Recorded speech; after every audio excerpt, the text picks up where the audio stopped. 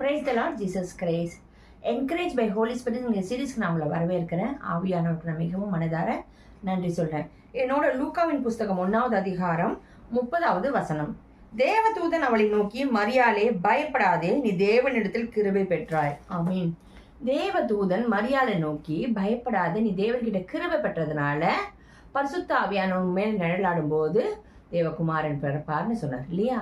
அது போல இன்னைக்கு நம்ம அந்த கிருபையை பார்க்கிறோம். கிருபையின் ஆவியானவர் கிருபையினால நமக்குள்ள வரச்சேதான் நானும் நீங்களும் இயேசு கிறிஸ்துவ சொந்த ரட்சகரா ஏற்றுக்கொள்ளும்படி, அவர் அறியாத ஜனமா இருந்த போதும் அவரோட ரட்சிப்புக்குள்ள வரும்படி ஆவியானவர் கிருபையினால நமக்குள்ள அந்த உணர்வு கொடுத்து, ஆண்டவராக இயேசு கிறிஸ்துவே ஜீவனுள்ள தேவன்கிற அந்த உணர்வை உணர்ந்து கொள்ளும்படி, அவரோட ரட்சிப்புக்குள்ள நம்ம கடந்து செல்லும்படி அந்த கிருபையை கொடுக்கறது ஆவியானவர்.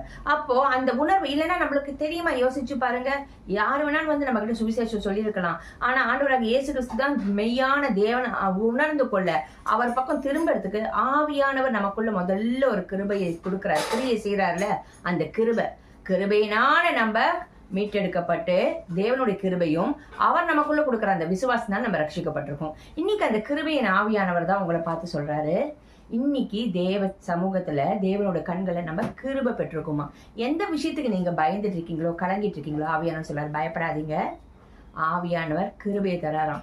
எந்த காரியம் செய்ய முடியலன்னு நினைக்கிறீங்களோ அதை செய்து முடிக்க கிருபையை தரார், தாங்கிக் கொள்ள கிருபையை தரார், தப்பிக்கொள்ள கிருபையை தரார், அதை நடத்தி செல்ல கிருபையை தராராம், சகித்து கொள்ள கிருபையை தராராம். ஏந்தி சுமந்து தப்பி வைக்கிற தேவன் கிருபையும் கொடுத்து என்னெல்லாம் நம்ம செய்து முடிக்கணுமோ அதுக்கான கிருபையை கொடுத்து செய்ய அவர் வல்லவராக இருக்கிறார். நம்ம ஜெபிக்கலாமா?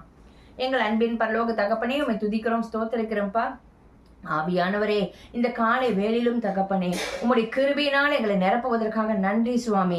ஆண்டவரே, எங்களால எதுவும் செய்ய முடியாது, ஆனாலும் தேவனிடத்தில் நீ கிருபை பெற்றாயிட்டு இருக்கே, உம்முடைய கண்கள்ல எங்களுக்கு கிருபை கிடைச்சதுக்காக நன்றி. கிருபையின் ஆவியானவரே, எங்கள் ஒவ்வொருத்தரும் நீர் உமது கிருபையினால் நிரப்புவதற்காக நன்றி. உம்முடைய சித்தம் எங்கள் வாழ்க்கையில் நிறைவேற்றும்படி நாங்களும் என்ன செய்ய வேண்டியமோ அதை செய்ய நீர் எங்களுக்கு கிருபை கொடுப்பதற்காக நன்றி. இயேசுவின் நாமத்தினாலே ஜெபிக்கிறோம் பிதாவே, ஆமீன்.